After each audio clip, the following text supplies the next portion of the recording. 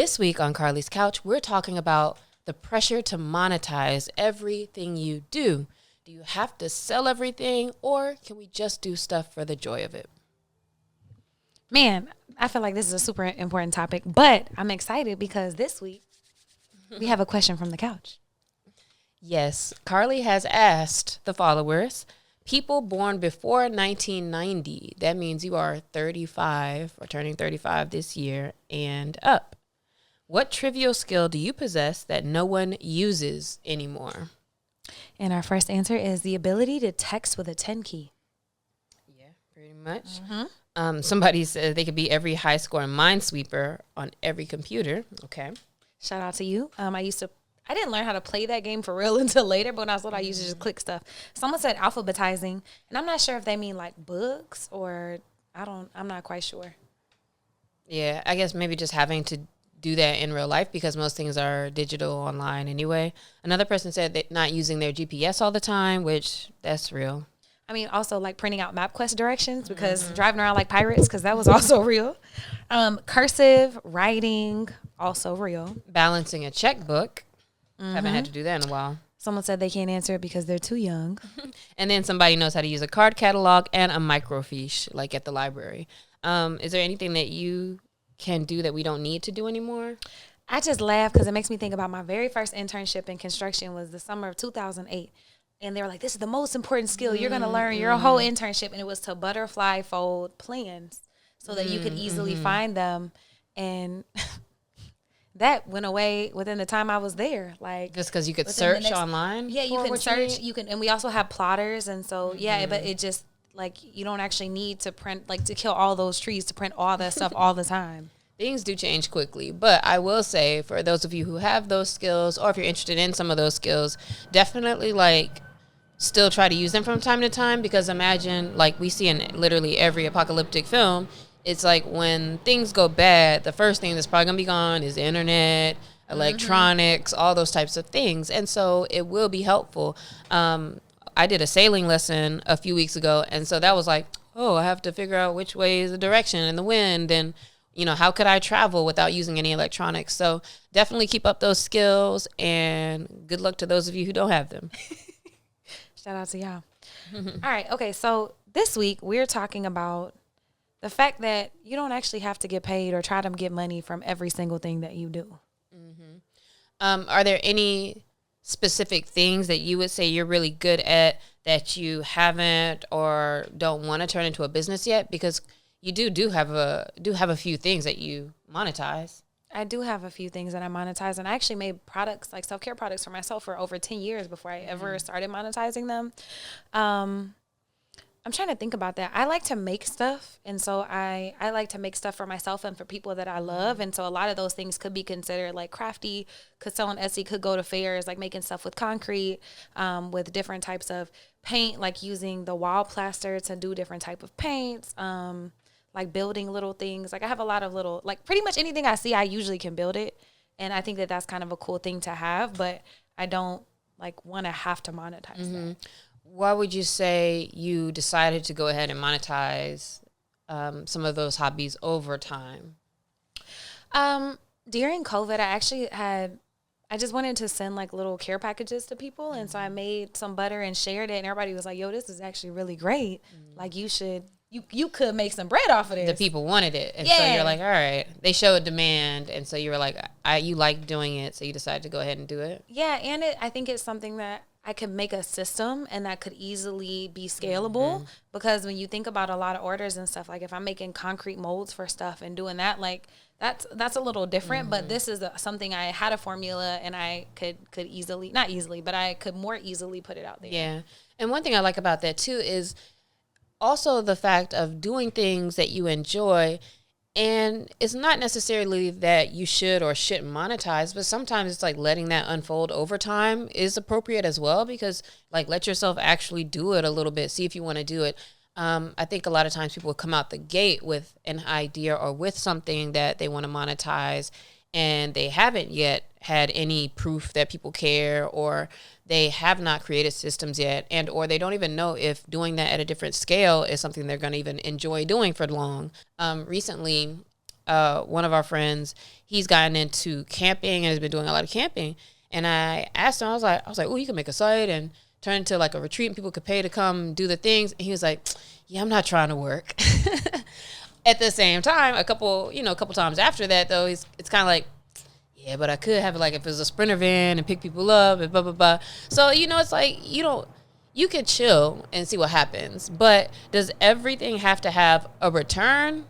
I don't think so.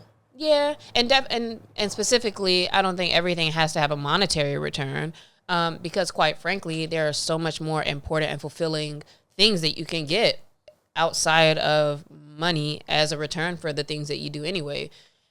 First of all, hopefully enjoying it and bringing yourself some joy, bringing joy to other people, being in company of people, or, being able to have something that you just zone out in and enjoy creating. I think those are also important returns. Now, if we're talking about somebody who they need to figure out how to make some money and it's like you have 500 paintings here, then the wise thing to do might be to monetize that. And I definitely get it how once you monetize things and make it like real official, sometimes it kind of sucks the joy out of it a little bit, or, you kind of get over it. It feels like you have to do things a certain way now instead of just like being creative and on your own time. Yo, I feel that to the cellular level, even in services, when you think about like I started doing wellness and teaching wellness for personal training, yoga, like as a self-healing thing, but also to create accessibility for people in the community. And whenever you are tired and you still have to show up and teach, it can also suck the joy out of that stuff sometimes too. And so it's like, even with services, like take it off of products, but how you show up in spaces, are you able to keep that joy? Like, I think that's another good thing to think about. Like, should I be monetizing this? If every time you get paid to teach yoga, now you hate it, you probably shouldn't. It should probably be a volunteer thing or something you do online just to share, or your own personal practice. Like, you also don't always have to share everything. Yeah, I heard somebody say recently that that's one of the worst things you can do, and a big what's the right word for it? It's like going against yourself, like to stay in a work or stay in places that you don't even like at all. That's a disservice to yourself. And it's okay to just be good at things, but it's funny because there's levels, like I just said, there's a lot of people who aren't even experts or that great, who is like, they're a photographer and they're this and they're that, cool, and they're monetizing, which kind of makes people feel like they should be monetizing what they're doing.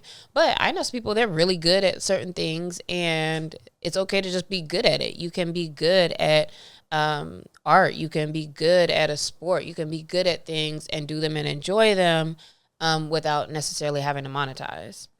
Yeah, I think that's super important. There's a lot of pressure, though, I think, too, like to monetize. And if you're good at a thing, you could be making so much money if you start selling all these paintings and you start doing this and you start doing that. And it's like society. It's like in this capitalistic society, everything has to make money. Otherwise, it doesn't make sense. And I just don't think that's the best way to live. Yeah, and there's a lot of pressure to monetize because the economy is so wild where it's like stuff costs so much. There's a lot of side hustle culture now, and because like even when you scroll social media, not only are a lot of the posts monetized, but it's like post about how to post to monetize, and then post about posting to monetize, and everything's like how to get more views and how to get clicks and how to do this, how to sell. And so it's almost just like it's a bigger conversation. It used to feel that, if somebody's interested in business, you're kind of interested in business. Now it's about how can everything you do be a business. And I think that just leads to a lot of other issues. We see people complain all the time about like hairstylists or certain people, the way they do business like online and making appointments, or people who cook or do things, right? It's like sometimes they're good at something, but they're not even that great at the business. And or it's also maybe not a bad thing, like that anybody also has an opportunity to make money. Now, because of social media and online, it is less appealing to think about how much you have to pay for college, or having a job that might not seem glorious, or make you look so amazing. And we have developed a culture where it's like, I'm somebody if I'm doing my own thing. So there definitely is a lot of pressures to monetize all the things that you do and your views, but it's getting kind of weird, Carlie, I think. Like, because also now it's like people are like, oh, I'll post about a thing or I'll do a thing for X amount of money. And it's just so interesting how things have changed to where what's worth money it's just a totally different thing. Yeah, and a lot of the stuff that people are charging for is not worth money in real life. And you see, like, oh, I saw like somebody do a grant list, and it was like, but it's like $25 for this grant list, and it's like, oh, that's free. Like, yes, you went out and did Like, the legwork. you could also just Google but the you grants. could also just Google them instead of like keep paying and paying. And I think a lot of people also, to your point about saying they're a photographer and then monetizing, but like not necessarily being the best or not putting a lot of work in or not understanding. I think there's so much of that happening that it's kind of hard to filter through sometimes. Yeah. All the nonsense. Yeah. But also, people are different. We are the type where, if I do see something where it's like I'm selling this list or I'm doing a thing, like I know how to find that stuff. And there are times where I can't think of one right this second, but there are things that I have purchased because perhaps watching this lesson or doing this course or doing certain things can bring you value. And sometimes you do learn stuff that you weren't aware of. But also a big difference there, I guess, probably is that I'm really doing that with people who are experts and who have like track records, right? It's exciting to make money on your own, though. How do you separate creativity for creativity's sake and creativity for monetization? Or is creativity anything you even want to monetize? Well, I believe that in whatever work you do, there's probably some form of creativity that goes into it. And by that, I just even mean like there's something about you and how you do the thing, whether it's this spreadsheet, because I have some people work with me and they like the way they lay a spreadsheet is way different than the way I would lay it. And it's like, it's good when they do it. And even that I could appreciate, like just knowing how to do things, right. And putting their own flair on stuff. I think that whatever you do, there's creativity that's going into it. And that it's important to have some things that you can do that allow you to practice being creative without the constraint of it having to fit into something and have to have a certain outcome and have to be to sell and have to be to make money. So if that answered your question, I would say that I do believe it's important to have creative things that you do, active things that you do, things that you do, period, that is just a part of you feeding yourself. I feel like that's kind of resistance too, because in capitalism, it really is like, oh, you do have to monetize everything to survive, but there's so much joy and imagination and creativity and rest and peace found in doing things just to do the thing. Yeah, and also, I mean, when I think about it too, I have monetized the skills that I'm good at because I started a business 13 years ago almost. And so if you are very interested in making your own money in that way, then sure, deep dive into a thing and do that.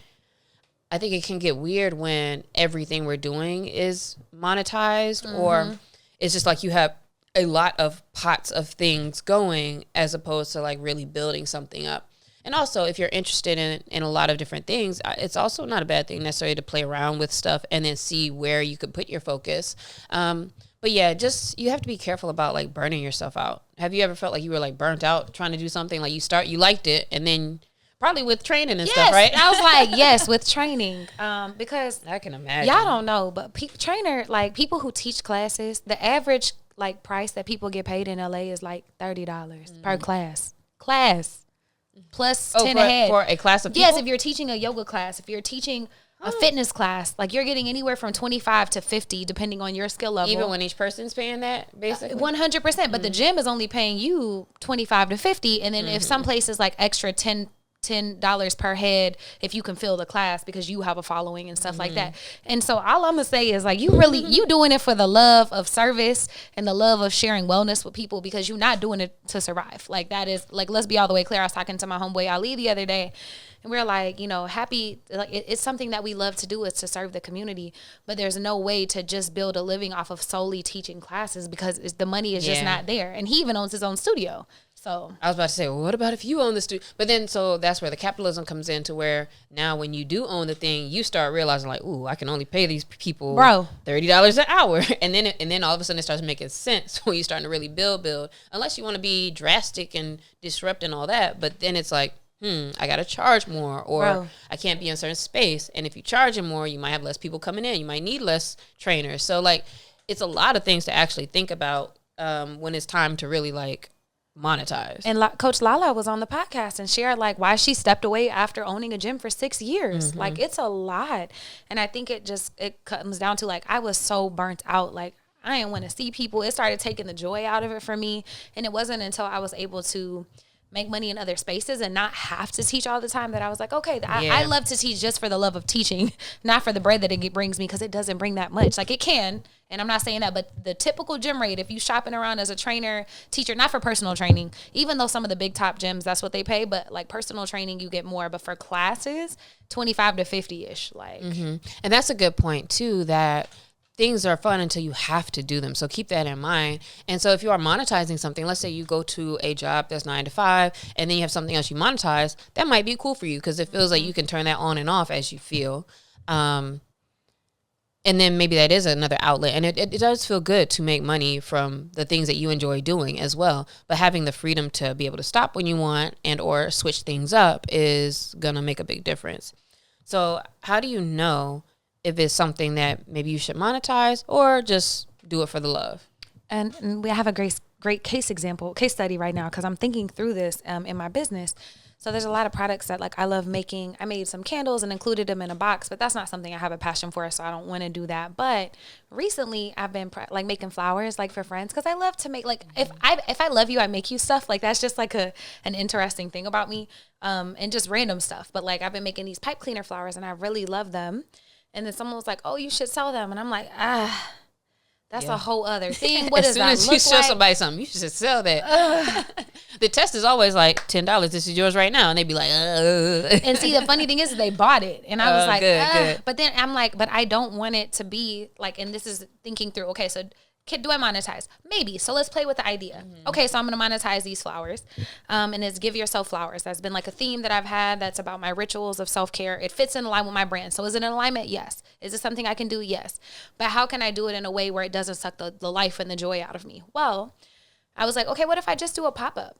Like, what if I just sell them at a pop-up, and that is where I sell them? I don't sell them online. I sell them here, and that's it. Okay, that could be a good thing. Or what if I just specialty make bouquets, like pre-order for certain events, for graduations, for birthdays, for engagements, for a baby shower, whatever. Okay, that's another way too. So even thinking through those, like, what is your bandwidth?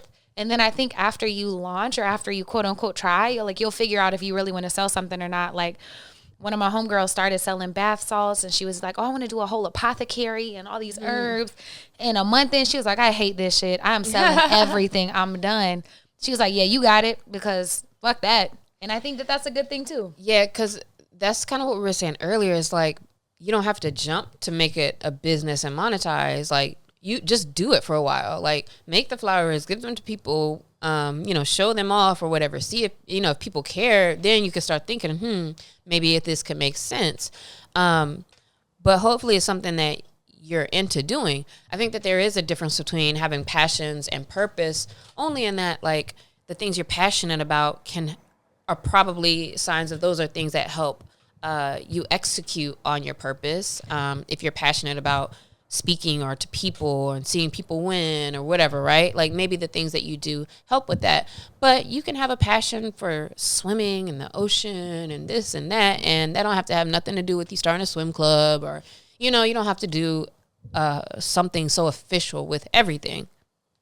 Yeah, that's a big thing. I think that it's important to have hobbies just to have hobbies, and just for the sole purpose of you enjoying a thing. Like, for example, like, I love to read. Like, I have rediscovered fiction, and it has changed my life again. I get lost in books. It makes me so happy. But I don't want it to be a whole thing where I have to do something with it, because then it just feels less fun. Yeah, you don't have to start a book club. Bruh. But what I can do is share every once in a while, and it's kind of cool because I have shared, and I've had like classmates from USC reach back out like, oh, I'm reading that shit too. That's wild. And it's been a cool connection point. But it's like, that's not something I have to monetize. I started building like this little It looks like it fits in between your books and it goes on a shelf, but it's like a model little coffee shop, and it's like a little model, and you just build all the little things, and it has fairy lights, and then you can put it in there, and that is so cool. Is that something I will ever want to like do? No, ever. I don't even know if I'm going to do another one, but I'm building this one. I mean, the biggest hobby and thing that I do that's not monetized is what y'all listening to or watching right now. Oh, like yeah. this whole podcast, like. We're not doing any monetization here. This not putting no check in our pockets or anything like that, right? But then it's something that does take a lot of work, and it's a lot of investment of your time and thought, and it feels good to have these conversations, and I'm sure it feels good to hear back. Like, I know when Carlie's like, oh, this person said this about the podcast, like that's a good feeling to know that there are things that we are thinking through or learning and growing, as well as being able to share that with other people. And so if you're part of your purpose, maybe that's something that can aid into that. Man, so I was at a housewarming party. I don't even know if I told you this, but I was at a housewarming party like last month before. And a girl was like, hey, nice to meet you. I was like, oh, nice to meet you, introduced. And she came back and she was just looking at me. And I was like, hey. And she was like, I feel like I know you from somewhere. And I was like, oh, I teach yoga, I teach this. I be working with kids. And she was like, it's your voice. You have a podcast. And I was like, oh, shit. Oh, wow. That's cool. Hey, girl. So shout out to her. One of her friends had sent it to her, and she listened to the podcast, and I ended up meeting her. Oh, that's cool. That was super cool. So, yes, I still get excited about that. But, yeah. Yeah. So, like, just think about the things that you're doing. What are the things that you're monetizing? Maybe you need to flip around, and this makes you think like, I could monetize a thing, because there's nothing wrong with monetizing that. But allow yourself to have things that you do just for the fun of it. Literally, like, sometimes I try to do things and like not even post about it, because it's like, what can just be just for you? And then there's the things where it's like you can do even for people and with people, but you're not necessarily selling it.